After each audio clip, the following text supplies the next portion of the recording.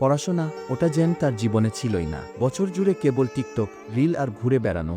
পড়ার খাতা শেষবার খুলেছিল পরীক্ষার সময়সূচি দেখার জন্য। পরীক্ষা আর মাত্র একদিন পর। চারদিকে টেনশন আর টেনশন, সবাই জোরে পড়ছে, কিন্তু এই মেয়েটা মাথা ঠান্ডা, কারণ তার বিশ্বাস নকলই যথেষ্ট। পরীক্ষার দিন আসলো, মেয়েটা ঢুকলো পরীক্ষার হলে, চারদিকে তাকিয়ে মুচকি হাসলো। আজও হবে আগের মতোই। কিন্তু পরক্ষণেই তার সেই হাসি উধাও। হলে ডিউটি করছে সেই বিখ্যাত করাসার, যাকে নকলের কবর খুঁড়তে বেশি সময় লাগে না। চোখ এমন যেন একবার তাকালেই মনে হয় মন পড়ে ফেলছেন। মেয়েটা চুপচাপ খাতার দিকে তাকিয়ে বসে রইল। প্রশ্ন দেখে মাথা ঘুরে গেল। এক লাইনও মাথায় আসছে না। সময় যাচ্ছে, ঘাম ঝরছে, কিন্তু কিছুই লেখা যাচ্ছে না। হঠাৎ মাথায় এক দুষ্টু বুদ্ধি খেলল। সে ব্যাগ থেকে একটা সাদা কাগজ বের করল, তাড়াতাড়ি কিছু লিখে সেটা স্যারের হাতে দিয়ে দিল।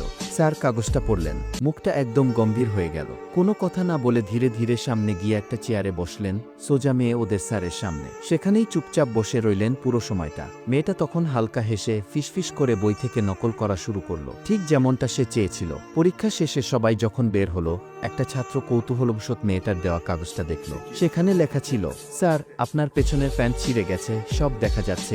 বুদ্ধি থাকলে কঠিন সারকে ও বসিয়ে রাখা যায়।